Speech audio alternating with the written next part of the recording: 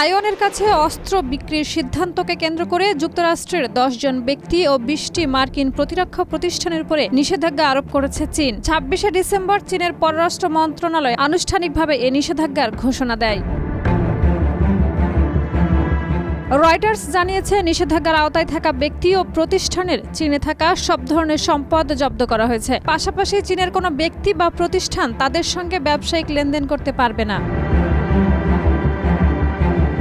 এর আগে গত সপ্তাহে ওয়াশিংটন তাইওয়ানের কাছে $11.1 বিলিয়ন অস্ত্র বিক্রির ঘোষণা দেয়। এটি ছিল তাইওয়ানের জন্য এখন পর্যন্ত যুক্তরাষ্ট্রের সবচেয়ে বড় অস্ত্র প্যাকেজ, যা বেইজিংকে তীব্রভাবে ক্ষুব্ধ করে। নিষেধাজ্ঞার তালিকায় রয়েছেন মার্কিন প্রতিরক্ষা প্রতিষ্ঠান আন্দুরিল ইন্ডাস্ট্রিজের প্রতিষ্ঠাতা এবং আরও ৯ জন শীর্ষ নির্বাহী। এসব ব্যক্তির চীনে প্রবেশও নিষিদ্ধ করা হয়েছে।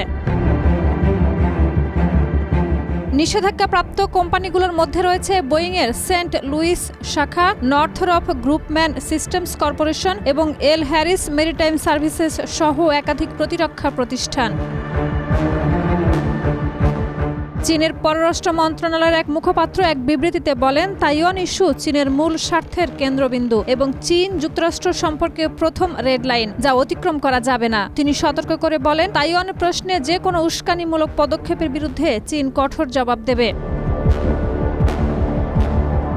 বিবৃতিতে যুক্তরাষ্ট্রকে তাইওয়ানের অস্ত্র সরবরাহের বিপজ্জনক উদ্যোগ বন্ধ করার আহ্বান জানানো হয়েছে। গণতান্ত্রিকভাবে শাসিত তাইওয়ানকে চীন নিজেদের ভূখণ্ডের অবিচ্ছেদ্য অংশ বলে দাবি করে, যদিও তাইওয়ান তা প্রত্যাখ্যান করে। অন্যদিকে যুক্তরাষ্ট্রের অবস্থান হলো, আইন অনুযায়ী তারা তাইওয়ানকে আত্মরক্ষায় সহায়তা করতে বাধ্য।